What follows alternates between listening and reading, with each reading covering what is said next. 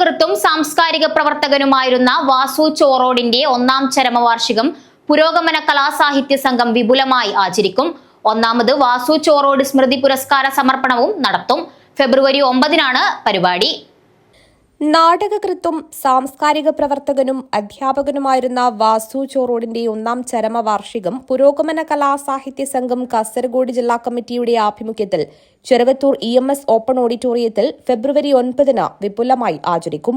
10,000 രൂപയും ഫലകവുമടങ്ങിയ ഒന്നാമത് വാസു ചോറോഡ് സ്മൃതി പുരസ്കാരം നാടക സംവിധായകൻ V. ശശിക്ക് പുരോഗമന കലാസാഹിത്യ സംഘം സംസ്ഥാന സംഘടനാ സെക്രട്ടറി MK മനോഹരൻ സമ്മാനിക്കും.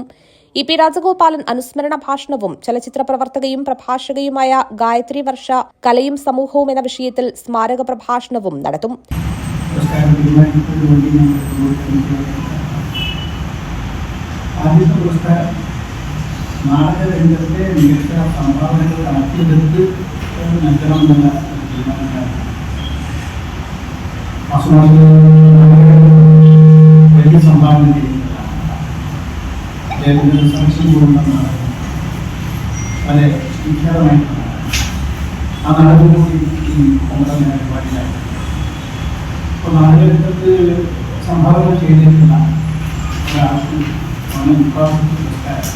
ചടങ്ങിന് മുൻപായി വൈകിട്ട് 4 മണിക്ക് വാസു ചോറോഡിന്റെ നാടകമായ റിസറക്ഷൻ റീഡിംഗ് തിയേറ്റർ രീതിയിൽ ഗംഗൻ IITയുടെ നേതൃത്വത്തിലുള്ള നാടകപ്രവർത്തകർ അവതരിപ്പിക്കും.